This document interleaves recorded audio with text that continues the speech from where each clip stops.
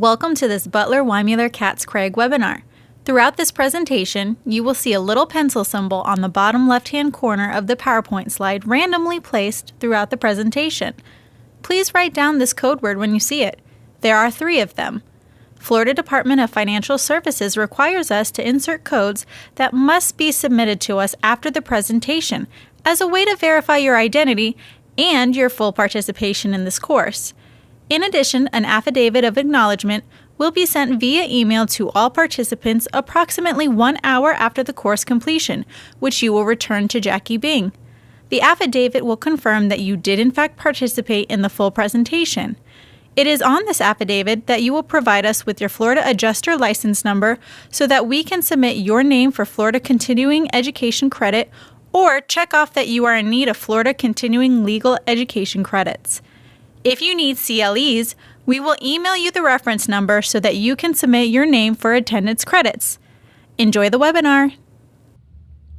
Thank you for joining me in part 1 of this 2-part webinar series on first-party property bad faith in Florida. My name is Matt Lavisky. I'm a partner at Butler-Weimuller-Katz-Craig. I practice primarily in the defense of extra-contractual claims, bad faith claims, and property claims. Here's my contact information, phone number, email address. If you have any questions, comments at the conclusion of this webinar, I invite you to contact me. Also, throughout this webinar, you'll have the opportunity to type in questions to me directly. I'll be here to answer them, so I certainly invite you to take advantage of that. Ask me any questions that you have so that we can have a discussion about what I think is a pretty timely and important topic. So the things we're going to discuss in this part 1, which is an introduction to first-party property bad faith in Florida, we're going to discuss 4 things. The first thing we're going to discuss is the current legal environment, and this includes the increase in bad faith lawsuits and the legal developments that are driving this increase. Next, we're going to discuss what is bad faith, attempt to define it, and also discuss the statutes that created the cause of action for bad faith, first-party bad faith.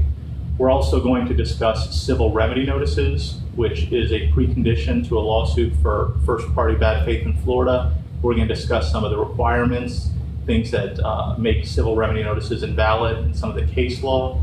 And we're also going to finally discuss just some general things to protect insurance companies from bad faith, some good things to do in the claims handling process. So moving to the first issue, which is the current legal environment. We've seen an increase in first-party property bad faith lawsuits in Florida. So what is driving this increase? And in my view, it's pretty obviously a change in the law. To understand this change in the law, it's important to look back at the historical context. Really the seminal case in Florida on what must happen for a lawsuit for first-party bad faith to accrue is the Blanchard versus State Farm case in 1991. And you see the quote here on the PowerPoint, and it says, an insured's underlying first-party action for insurance benefits against the insurer must be resolved favorably to the insured for a cause of action for bad faith to accrue. So there has to be an underlying action, and it has to resolve favorably to the insured. And you see that test expressed differently in the Vanguard versus Goldman case, which says both the existence of liability and the extent of damages are elements of a statutory cause of action for bad faith that must be determined before the cause of action will accrue or before the cause of action for bad faith will lie. And so these tests have historically been widely understood to require the insured to sue for breach of contract and then prevail in that breach of contract lawsuit as a condition precedent to a lawsuit for bad faith. And that makes sense in my view, because if an insurance company hasn't even breached the contract, how could they have breached it in bad faith? This rule also generally was understood to preclude a lawsuit for bad faith when an insurer timely paid an appraisal, certainly when there was a pre-suit appraisal with no breach of contract lawsuit at all. And you see that in the Wild Enterprises versus Assurance Company of America case, which is a trial court order but had a very good opinion. And it says the narrow question presented herein is whether, as a matter of law, an appraisal award rendered pursuant to the policy has the attributes of a confession of judgment or an arbitration award that determines both liability and damages. So again, the reason that was important is the liability and damages is the test that we just discussed earlier from the Vanguard case. And the reason they talk about an arbitration award and confession of judgment is there were cases from either the Florida Supreme Court or Florida's intermediate appellate courts saying that an arbitration award, or in some instances a confession of judgment, would satisfy the condition precedent to a lawsuit for bad faith. Here the court concluded that payment of an appraisal award did not satisfy this, and therefore entered summary judgment in favor of the insurer in a bad faith lawsuit where the insurer had timely paid the appraisal. And then along came Camerata versus State Farm. And Camerata is the change in the legal environment that, in my view, is driving the increase in bad faith lawsuits. The facts in Camerata are fairly straightforward. The insurer timely paid an appraisal, the insured then sued for bad faith, and the trial court granted summary judgment based on Blanchard, saying the insurer timely paid the appraisal, no underlying action resolved favorably to the insured, and therefore summary judgment was appropriate and the insured could not move forward on the bad faith lawsuit. On appeal, the 4th District Court of Appeal reversed, and the court held that we hold that an insurer's liability for coverage and the extent of damages, and not an insurer's liability for breach of contract, must be determined before a bad faith action becomes ripe. The court went on to hold that the appraisal satisfied the condition precedent in Blanchard. And so this was really a remarkable turn from how Blanchard had historically been understood in the context of property insurance bad faith. And so now you see an increase in lawsuits where there's an appraisal award timely paid by the insurer. And so you see, as I mentioned, that there are some lawyers that seem to be filing these bad faith lawsuits after nearly every appraisal. Now there's a rule that we're going to discuss a little later that says if the insurer pays the amount of the claim within the 60 days of the civil remedy notice, which is known as the cure period, it's an absolute bar and immunity to any lawsuit for bad faith. So it appears now that you see some lawyers and public adjusters that are manipulating the appraisal process to make sure that the payment is outside of the cure period. So for instance, if an insurer requests an appraisal, you'll see sometimes the insurer or the public adjuster file a civil remedy notice, and then the insured's appraiser not have availability, not being able to complete their estimate, doing other things that make sure that the appraisal process resolves outside of the cure period. And that way, if the insurer pays the appraisal, or when the insurer pays the appraisal, it won't be within that cure period, and therefore the insured can sue for bad faith. So we're seeing kind of what's an expected, in my view, manipulation of some of the process in light of the Camerata case. Another development in sort of the Camerata legal environment is from the Barton versus Capital Preferred Insurance Company case. That was a denied sinkhole claim. The insured sued for breach of contract, and the insurer served a proposal for settlement, and the insured accepted. Now, the proposal for settlement did not require the insured to sign a release of the bad faith claim or otherwise waive the bad faith claim. It was just a pretty straightforward proposal for settlement. And the insured then sued for bad faith. The insurer moved for summary judgment. The trial court granted the motion, and on appeal, the 5th District Court of Appeal held that the payment of the confession of judgment and the acceptance of the confession of judgment was a sufficient favorable resolution of the underlying action to allow for a bad faith lawsuit. So in the Barton case, the court held that acceptance of a PFS, proposal for settlement, satisfied the condition precedent in Blanchard and allowed the insured to then file another lawsuit for bad faith. So what are some of the effects of Camerata? Well, one, we see that some lawyers in the plaintiff's bar are working to expand the holding in Camerata, and they're arguing now that there's nothing magical about appraisal. Rather, it's any payment outside of the cure period that allows for a bad faith lawsuit. I don't think that's right, but that is the argument, and we expect to see insurers in Florida, property insurers in Florida, seeing that argument more and more and seeing lawsuits for bad faith after they voluntarily resolve claim without any breach of contract lawsuit, but outside of the 60-day cure period. And finally, it seems that first party now is following a trend that was well known in third party claims. And I give a quote from the Allstate versus Regar case, which is a third party bad faith lawsuit. And the Second District Court of Appeal in that case observed that the number of bad faith cases filed in the courts appears to be exponentially increasing, but the increase does not appear to be directly linked to the actions of the insurers. Instead, plaintiffs' attorneys are filing bad faith actions over issues that it seems could be simply resolved. These attorneys are perhaps motivated by the promise of fees under Section 627428 upon prevailing in these actions. So in the first party context, we're seeing an increase in the bad faith lawsuits in the property context, but there's no change in the way insurers are handling claims, and certainly no negative change. So what's causing the increase? And I think, as the Regar court observed, it looks like the real motivation is the fee shifting statute that is available in prevailing in a bad faith lawsuit in the first party context as well. So next we're going to discuss what is bad faith and then try to define it, look at the statute that created the cause of action, and some of the actions that the legislature created a cause of action for in creating a bad faith statute.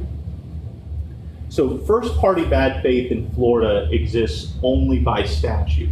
There is no common law cause of action, which is different than third party, where there long has been recognized a common law cause of action for third party bad faith in a liability policy, but at common law there was no common law cause of action for first party bad faith, such as a property insurance policy.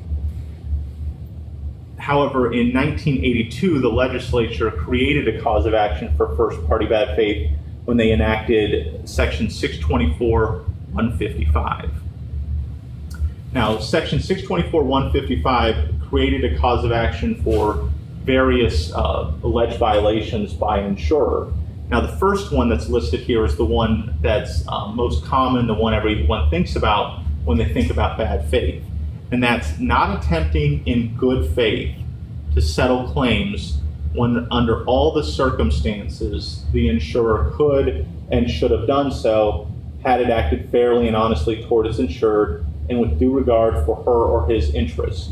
So you see here the main violation, the main bad faith cause of action that was created is not attempting to settle in good faith when under all the circumstances. This is called the totality of the circumstances standard that Florida has adopted in adjudicating whether an insurer acted in bad faith, whether under the totality of the circumstances the insurer could and should have settled had it acted fairly and honestly toward its insured. But that's not the only violation that the legislature created a cause of action for first party bad faith for. Another cause of action was created for making claims payments to insureds or beneficiaries not accompanied by a statement setting forth the coverage under which payments are being made. Also, except as to liability coverages, failing to promptly settle claims when the obligation to settle a claim has become reasonably clear under one portion of the insurance policy coverage in order to influence settlements under other portions of the insurance policy coverage.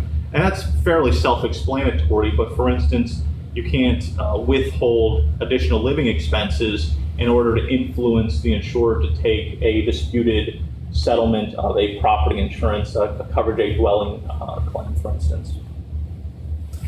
Now, Section 624-155 also incorporated certain violations of the Unfair Claim Settlement Practices Statute 626-9541, and that includes the following. Material misrepresentation for purposes of settling claims on less favorable terms than provided by the insurance policy.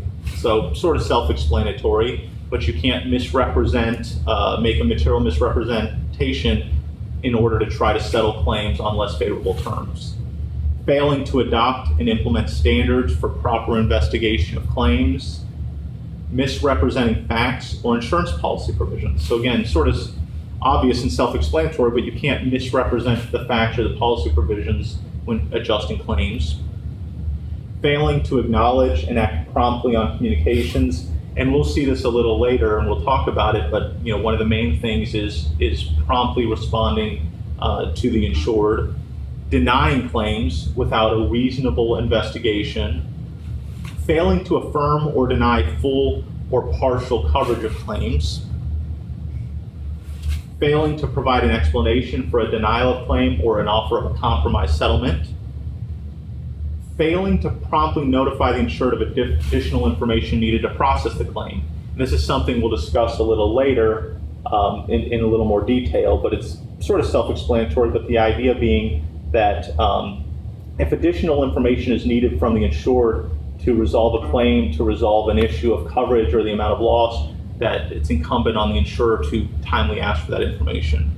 And finally, failing to, or not finally, but failing to explain the nature of information requested from the insured and the reason the information is necessary. So if you're requesting additional information, you're supposed to generally let the insurer know what that you're requesting and the reason, the insured know what you're requesting and the reason it's needed.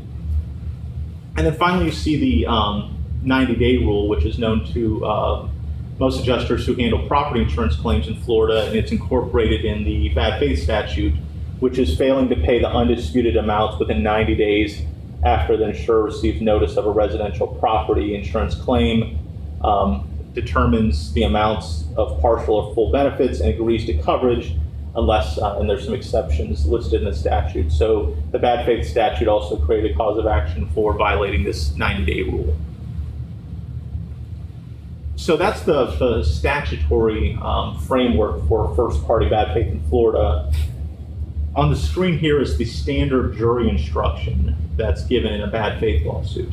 And it says that bad faith on the part of an insurance company is failing to settle a claim when, under all the circumstances, so again, this is the totality of the circumstances standard, it could and should have done so had it acted fairly and honestly toward its insured and with due regard for his or her interest. In my view, this is an inadequate instruction because it doesn't appropriately or adequately inform the jury of what is bad faith and what's not. It doesn't advise them or inform them of the level of conduct needed for something to be considered bad faith. So in defending bad faith lawsuits, many attorneys representing insurers will ask for supplemental and additional jury instructions that try to define and give the jury a little more information about what is and what is not bad faith. And we're going to discuss some of those cases and try to define what is and what is not bad faith in Florida. So we see from the DeLon case in Florida that negligence is not bad faith.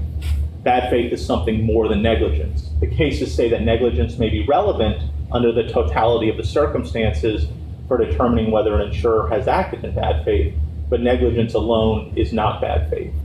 We also see from the recent case of Geico versus Harvey that evidence that the insurer could have improved its claim process is insufficient to support a finding of bad faith. Sort of an issue that comes up frequently in these cases is the company's internal guidelines, training materials, and that sort of thing. And you see here that sometimes attorneys representing insureds in bad faith lawsuits will argue that the insurer's guidelines sort of define bad faith. And the federal courts, at least, have done a pretty good job of rejecting that. We're going to talk about two cases. The first one is the Hilson case. And in that case, the court held that a company's failure to comply with company policies, manuals, and training materials may not be proper evidence of bad faith when a company's policies, manuals, and training materials contain guidelines that exceed what is reasonable and proper under the circumstances. So, bad faith is defined by Florida law. If an insurance company has guidelines or other materials that set a standard that's above and beyond what's required by Florida law, that defines the insurer's own internal expectations, courts generally are not going to hold the insurer to that higher standard in determining whether the insurer acted in bad faith. And some of these federal cases give good authority to keep these manuals out of evidence, at least for purposes of defining what is and what is not bad faith, and whether failure to live up to this higher standard set by the insurer in its own manuals and guidelines is evidence of bad faith. Now we see here in the Hilson case that the court said, on the other hand, if a company's policies, manuals, and training materials contain guidelines that are consistent with industry standards, then non-compliance may be evidence of bad faith. So at least in this case, the court's saying if the company's manuals and guidelines are consistent with Florida law or industry standards, then it might be evidence. The next case is Hines versus Geico.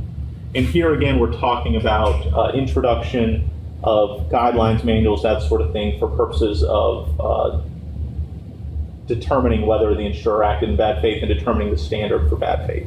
And so we say here, the court said, either such evidence will be irrelevant because Geico structured its company guidelines in a manner that goes above and beyond what is required under Florida law, or alternatively, such evidence will be redundant because evidence of what is required under Florida law would need to be presented in order to determine whether Geico's policies and procedures are consistent with the requirements of Florida law. So here the court's saying if the manuals and guidelines go above and beyond, then it's irrelevant. I think that's right. The court's also saying if the guidelines and manuals are just consistent with Florida law, what do we need them for? Because the court's already instructed the jury on Florida law, and why are we introducing redundant information on an issue that's really an issue for the court? So I think that's right. So that's what's not bad faith. So let's talk about some indications of bad faith looking at the case law. We see from the Lavisky case that bad faith may be indicated where the insurer acts solely on the basis of its own interests. We see from the Kloss case that bad faith may be indicated where the insurer acts unreasonably.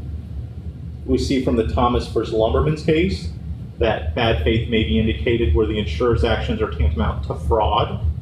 And we see from the federal LoSAT case that bad faith may be indicated where the insurer's conduct evidences a conscious disregard or indifference for the rights of the insured. As I mentioned, bad faith is determined in Florida based on the totality of the circumstances. Now we're going to discuss some of the factors courts look at in first-party claims to determine, under the totality of the circumstances, whether the insurer has acted in bad faith. We're going to look at the John J. Drew truck broker case. The first factor courts consider is the insurer's effort to resolve promptly the coverage issue or otherwise limit any potential prejudice to the insured. And that makes sense because if there is a coverage issue that's impeding resolution, courts want to see the insurer work promptly and diligently to resolve that issue. Next thing the courts will consider is the substance of the coverage dispute and the weight of legal authority on the issue. Again, that makes sense. If this is a weighty coverage issue, if there's a split of authority, maybe among Florida's federal courts, if the insurer has to pull authority from other jurisdictions, perhaps the authority in these other jurisdictions isn't completely consistent, then courts consider those factors, the weight of and the substance of the coverage dispute and the weight of the legal authority on that issue when determining whether an insurer has acted in bad faith, say, for denying a claim which ultimately, under Florida law, determined to have been covered. On the other hand, if the coverage issue is fairly simple and there's a case on point in Florida or maybe some non-binding authority in other jurisdictions or federal court that's pretty much on point, and the insurer disregards it with nothing else to the contrary, and it's not a very close call on the coverage issue, courts will consider that as well under the totality of the circumstances. Courts also will consider the insurer's diligence and thoroughness in investigating the facts specifically pertinent to coverage. So if there is a impediment to resolution based on a coverage issue that's factually depends based on facts rather than law, courts want to see insurers acting diligently and promptly to try to gather the facts necessary that are determined to resolve the coverage issue one way or another. This is not an exhaustive list, but these are just some of the factors courts consider under the totality of the circumstances when determining whether an insurer has acted in bad faith in a first-party claim. Now we're going to discuss civil remedy notices. And we see from the Lane versus Westfield case that a civil remedy notice is a condition precedent to a lawsuit for first-party bad faith in Florida. Under Florida law, there can be no lawsuit for first-party bad faith if the insured did not provide the insurer with a civil remedy notice of insurer violation. The legal requirements of the civil remedy notice are set out by statute in 624-155. The statute provides that the civil remedy notice must state, with specificity, the statutory provision allegedly violated and the language of the statute, the facts and circumstances giving rise to the alleged violation, and again, the statute requires that it state this information with specificity. So the law and the courts want to see at least some level of factual detail in the narrative section detailing what the insurer is alleged to have done incorrectly. The civil remedy notice must also state the name of the individual involved in the alleged violation, the relevant policy language alleged to have been violated, and then any other information required by the Department of Financial Services. So the DFS civil remedy notice form requires some information that's not specified necessarily in the statute, but the statute requires that to be valid. The civil remedy notice also provide that additional information determined necessary by the Department of Financial Services. Now, a civil remedy notice may be invalid if it does not contain the information required by the statute and does not otherwise meet the requirements of the statute. And so now we're going to discuss some of the cases where courts have found a civil remedy notice to be invalid because it did not provide sufficient information. First case we're going to talk about is the Valenti case. In that case, the court found that the recitation of the facts was too vague to satisfy the statute. And the court used a hypothetical in that order. What if the civil remedy notice said only, quote, "you denied my claim," end quote? Would that be sufficient? The court said no, that would undermine the purpose of the statute, which is to apprise the insurer of the allegations against it so it can determine whether to correct them, to cure the notice, to avoid the bad faith claim, and just saying "you denied my claim" doesn't further that purpose. We also see in the Matherin case that a civil remedy notice will be invalid if it does not include the policy number of the policy at issue in the claim, and that's information that's required by DFS to be included in a civil remedy notice. We see in the Russo versus Liberty Surplus case that a civil remedy notice may be invalid if it fails to provide facts supporting the numerous statutes alleged to be violated. So it's common in civil remedy notices to see the insured or his or her attorney put a laundry list of pretty much every potential statute that could have been violated as the statutes that were violated. However, when you look at the narrative section of the facts and circumstances giving rise to the violation, it doesn't include any facts that would support most of the statutes that were alleged to have been violated. And in fact, sometimes the facts may undermine any allegation that an insurer violated a specific statute. For instance, you may see as one of the statutes violated that the insurer denied the claim without conducting an appropriate investigation. However, the factual recitation says that the insurer made too low of a payment. Well, obviously, if the insurer is paying the claim, probably didn't deny the claim. And so in Russo, the court found that this was what it termed a shotgun blast approach to providing a civil remedy notice, which is to just throw everything against the wall and see if it sticks. And the court said that undermines the purpose of the civil remedy notice, which is to provide the insurer with knowledge and information of the allegations against it so it can make a determination whether to cure it. And a civil remedy notice that just throws everything in there without any factual detail supporting the allegations undermines the purpose of the statute. We also see in the 316 Inc. versus Maryland case that a civil remedy notice may be invalid if it's written in such general terms that it doesn't give any notice of the specific actions that the insurer is to take to cure the notice. Now, there's been subsequent case law that has held that a civil remedy notice does not have to provide a specific cure amount to be valid, but I don't think that undermines the 316 case, which, although not discussing a cure amount specifically, says there still needs to be notice of the specific actions that the insurer is being requested to take to cure the notice, even if the notice under recent case law doesn't have to provide a specific cure amount. We see in the Lopez versus Geico case that a civil remedy notice may be invalid if it's filed against a related or a parent corporation. So as an example, let's say that the policy was issued by XYZ Insurance Company of Florida, but the civil remedy notice is filed against XYZ Insurance Company, which is a parent corporation of XYZ Insurance Company of Florida.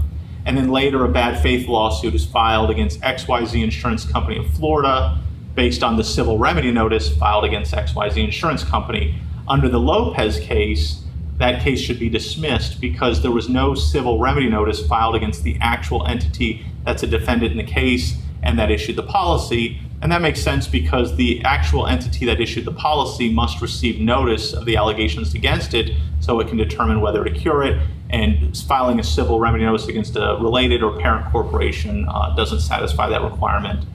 And then we see in the Borrego versus State Farm case where a civil remedy notice was filed by a husband and then a bad faith lawsuit was filed both by the husband and the wife who were both insureds. The court said that the lawsuit by the wife could not go forward because she hadn't filed the civil remedy notice. And then we see in the Fenderson case the general rule that if a civil remedy notice is invalid, if it doesn't meet the requirements of the statute, the bad faith lawsuit can't go forward. Now, upon receipt of a civil remedy notice, an insurer must respond to it within 60 days. That requirement comes from the Supreme Court's decision in Imhoff, which says that an insurer's failure to respond to a civil remedy notice within 60 days creates a presumption of bad faith.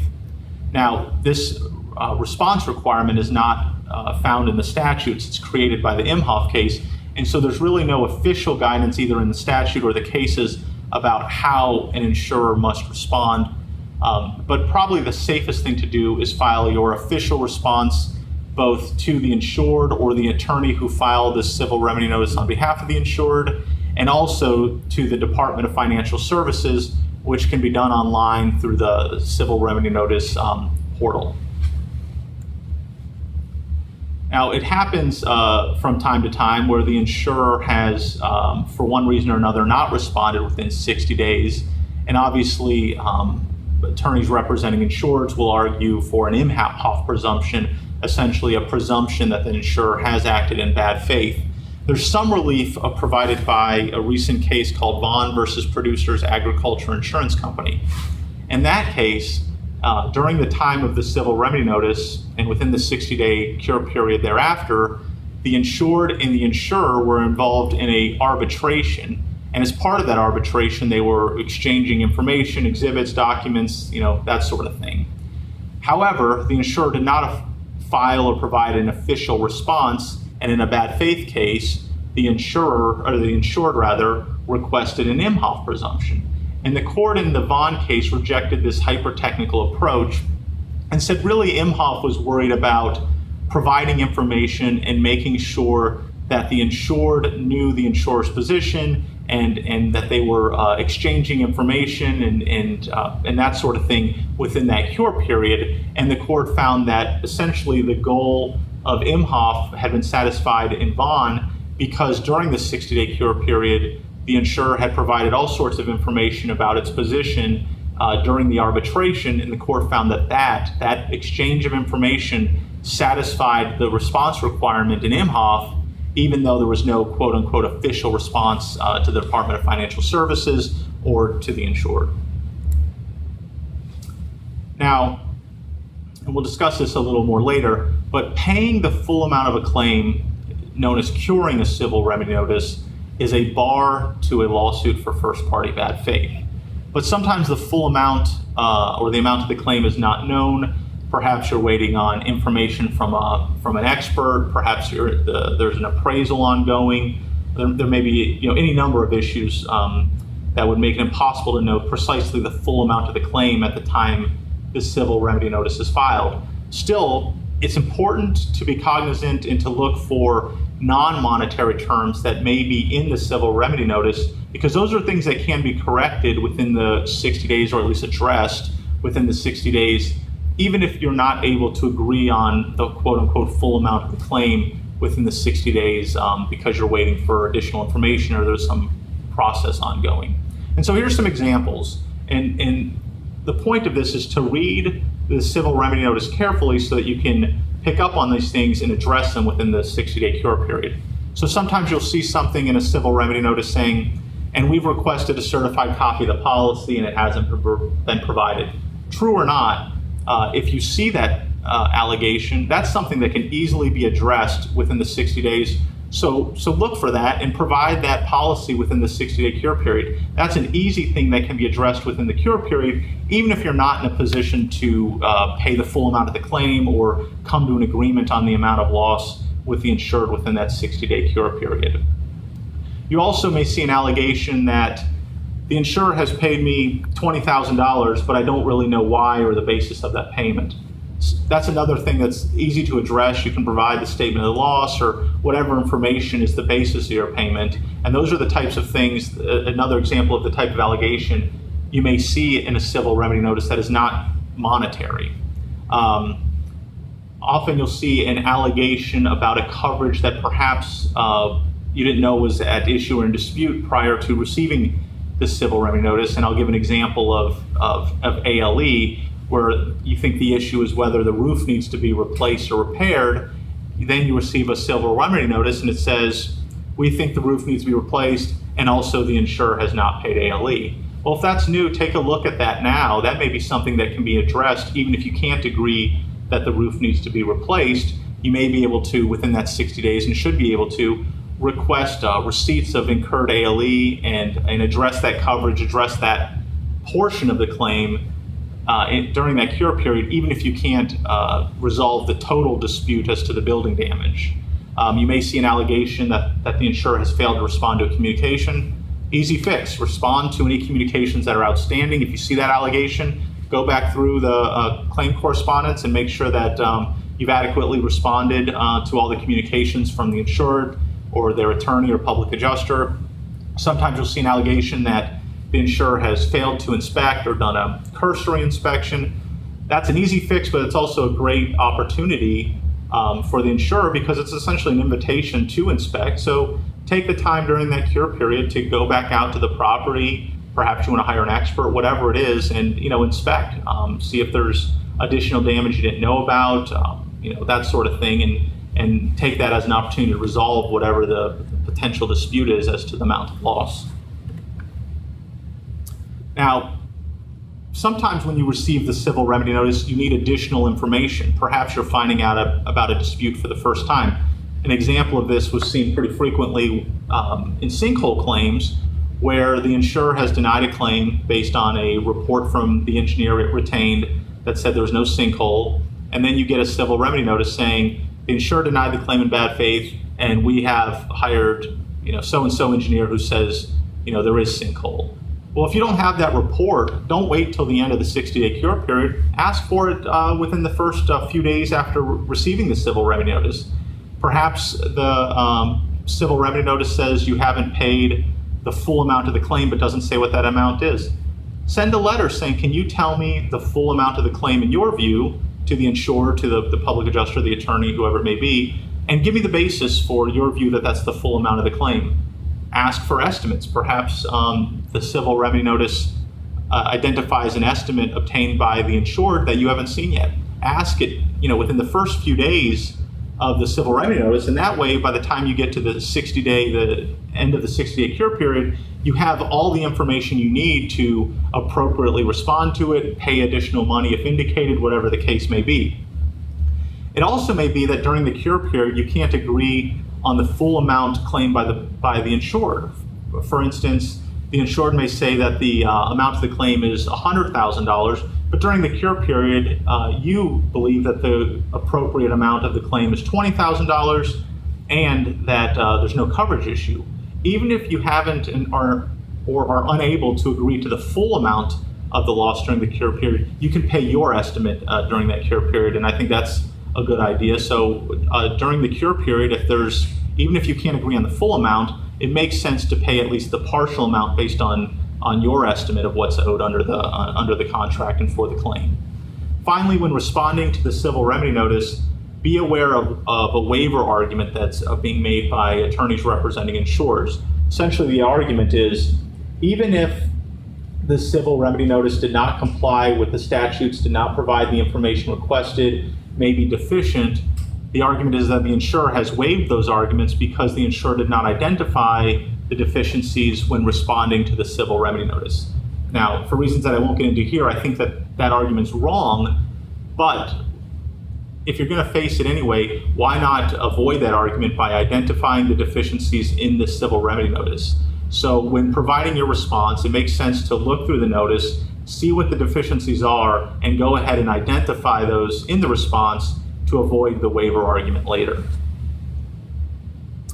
Now, it also happens sometimes that upon receipt of the civil remedy notice, you determine for the first time some issues and some allegations that you didn't know were at issue prior to receiving the civil remedy notice. For instance, you may be hearing, we talked about this a little earlier, issues about a new estimate, about an engineer report. Perhaps there's a new specific coverage that's at issue for the first time, contents, ALE, that sort of thing. Perhaps you're hearing about new damages.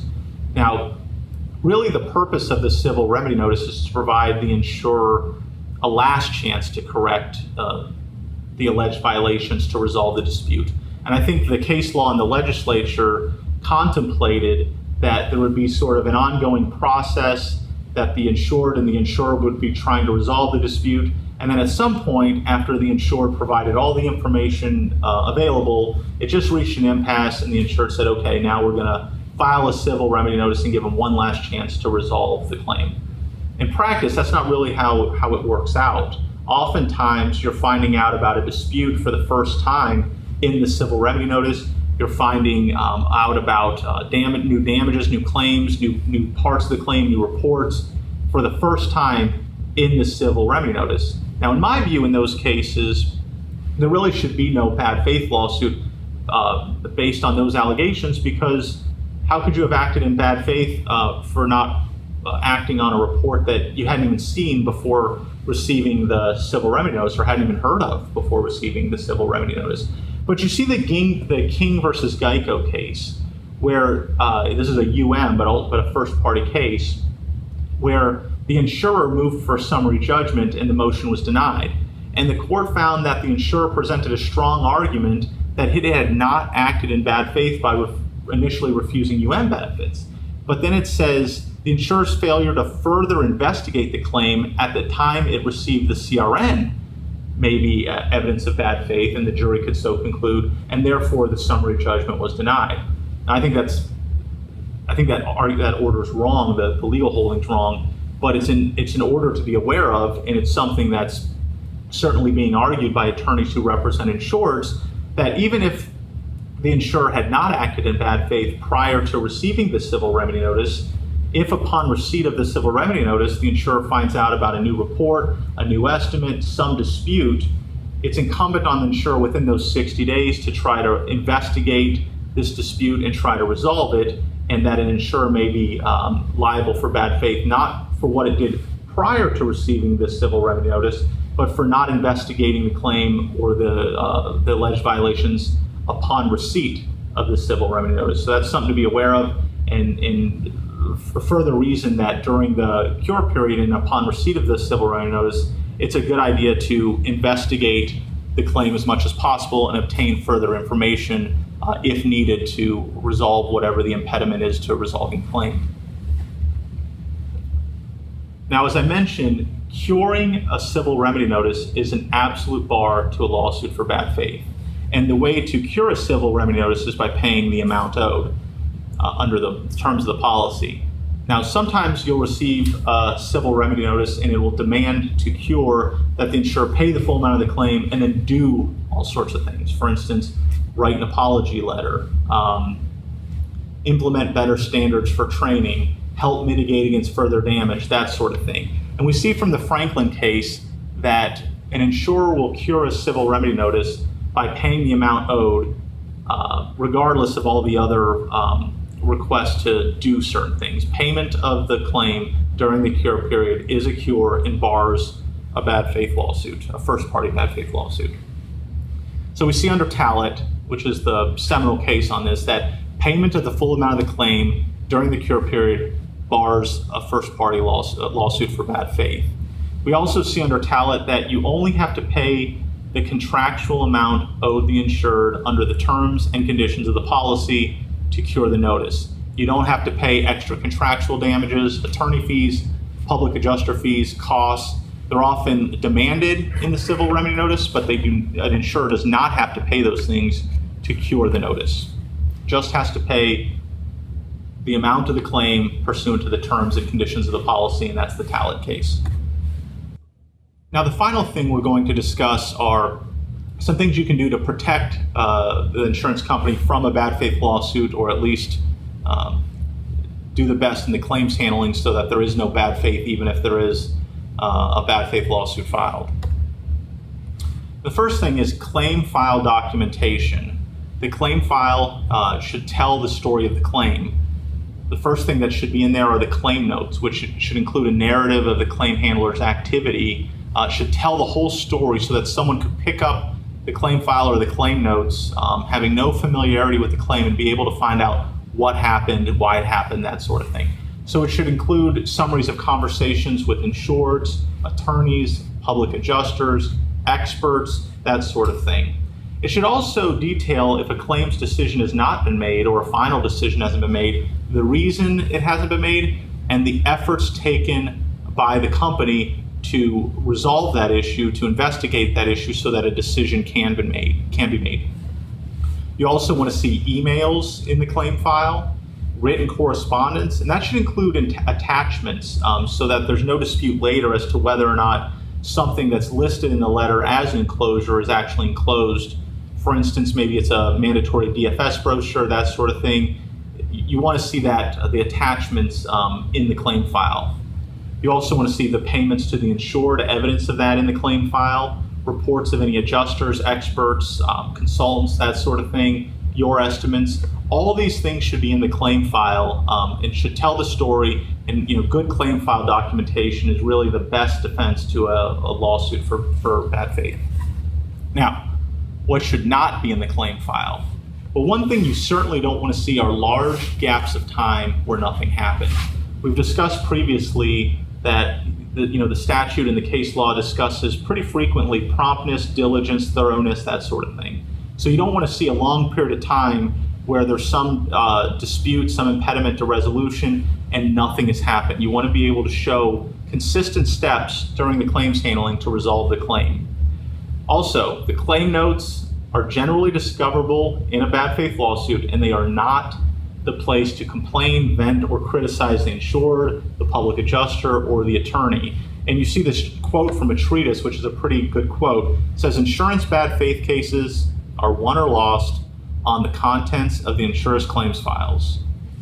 Insurance claims personnel are voracious note writers, and their files sometimes contain the most amazingly incriminating statements." So now we're going to look through some somewhat funny examples from cases. The first one is a case from Oregon. It's an older case, and here's what was in the claim notes. Quote, "In this adjuster's experience, he has never paid a policy limit to date and does not intend to start with the subject claim." You do not want to see that in a claim file. You do not want to write that in a claim file. Also, there's an example from an Iowa case, and this is a memorandum in a third-party case with multiple claimants where an attorney is urging a settlement of the multiple claims. And the claim supervisor wrote, "I told him no, to try the other cases as we are only gambling with the $5,000 policy limit." You don't want to see that type of information. Certainly don't want to be deposed in a bad faith lawsuit about what you meant by that claim note, what you meant by gambling. So be cognizant of what you're writing and how it's going to be perceived later if you're being deposed about the note. You see another example from a Wisconsin case. The note said, "When I get authorization, I will attempt to cash out the insured for a complete loss. I will start at a low price and work my way up. I'm not going to offer the full amount at first. There is no harm in offering a lower amount at first. I can always go up." So you don't want the claim notes to suggest that you're trying to lowball the insured, hoping they take a low settlement offer because you can always later offer the full amount. That's not the type of thing you want to see in a claim note. It's certainly not the thing you want to be deposed about later if there's a bad faith lawsuit. The other thing you want to see in the claim file, and something that's a great way to protect the insurance company from allegations of bad faith, are frequent communications. And again, we've discussed this earlier, but the legislature and the courts are very, they hit on very frequently thoroughness, diligentness, and promptness. So you want to see evidence that the insurer has provided the insured with a status of the claim at regular intervals, that they've promptly responded to communications, that they've timely requested information from the insured if necessary. And that's important. Sometimes you're investigating a claim and there's a big coverage issue, but you're also going to need a lot of information from the insured to investigate the amount of loss.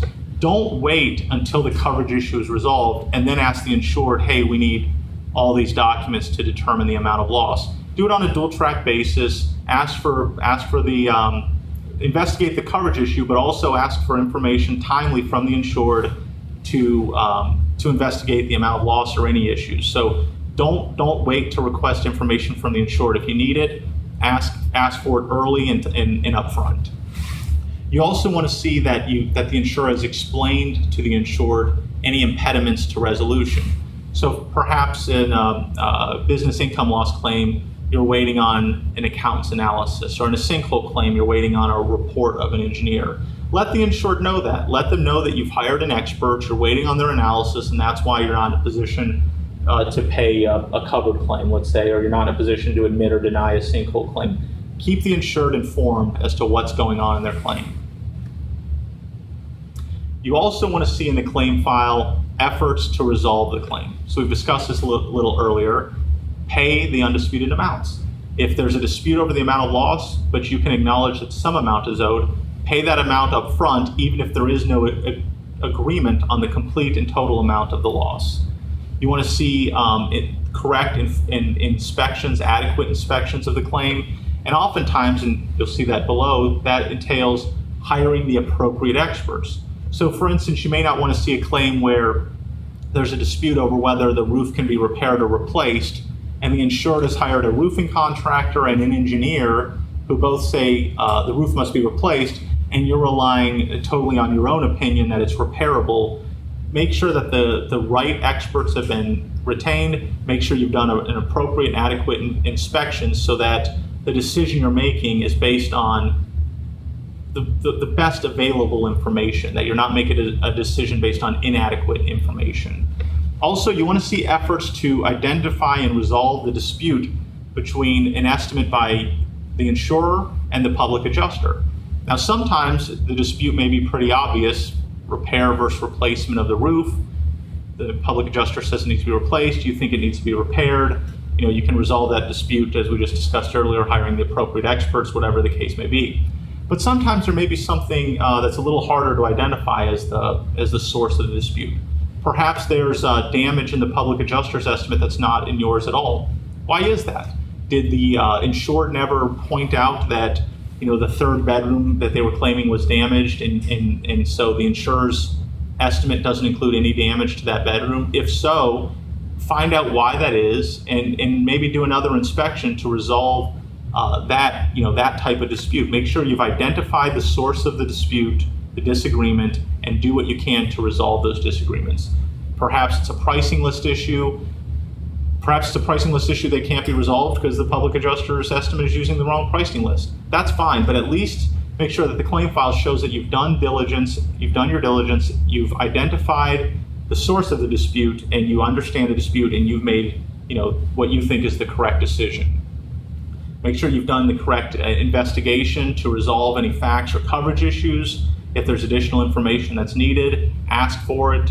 Make sure you're hiring the right people. Whatever the case may be, show that you're thoroughly, diligently, and promptly investigating the claim. We have talked about this a little earlier, but timely request information from the insured if needed. If there's going to be a lot of documents you're needing, if there is coverage in, say, a business income loss claim, don't wait until you've determined coverage to then tell the insured you're going to need tax records, bank statements, whatever the case may be. Ask for it up front, even while you're still investigating coverage.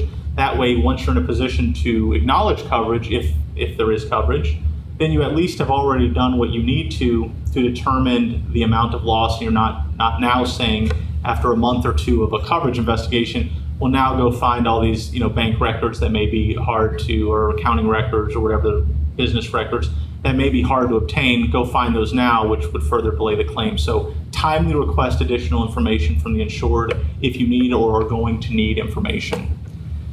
Appraisal. Appraisal is a great thing. It's a great way to resolve disagreements on the amount of loss. Florida case law says it's the public policy of Florida to encourage appraisal. It's unfortunate and bad policy, in my view, to allow for these bad faith lawsuits after payment of an appraisal. That's the law, that's fine. But, requesting an appraisal at the appropriate time is an indication of good faith. It's an indication that you're exercising diligence and doing what you need to try to timely resolve a disagreement as to the amount of loss. So don't be afraid to request appraisal. Paying the appraisal is not going to immunize you from a lawsuit for bad faith. It might even prompt one, but it is a good way to resolve a disagreement about the amount of loss in appropriate circumstances. And sinkhole claims, neutral evaluation is a great tool to resolve disputes as to coverage and whether there's sinkhole activity. So take advantage of those types of mechanisms to resolve a dispute as to coverage. All of these things are to say that what you want to do is show thoroughness, promptness, diligence in investigating the claim and trying to resolve any impediments to resolving the claim in full. And so that's the conclusion of part one of this two-part webinar series on first-party property bad faith in Florida. I'm going to stick around a little longer. If you have any questions, please type them out. I'm happy to respond to them. If you have any questions, concerns, comments, just want to discuss any aspects of this presentation, here's my phone number and email address. Please feel free to call me or email me. I'll be happy to respond. Thank you for your time and attention. We'll be doing part two shortly, and I hope you'll join me for part two of this two-part webinar series. Thank you.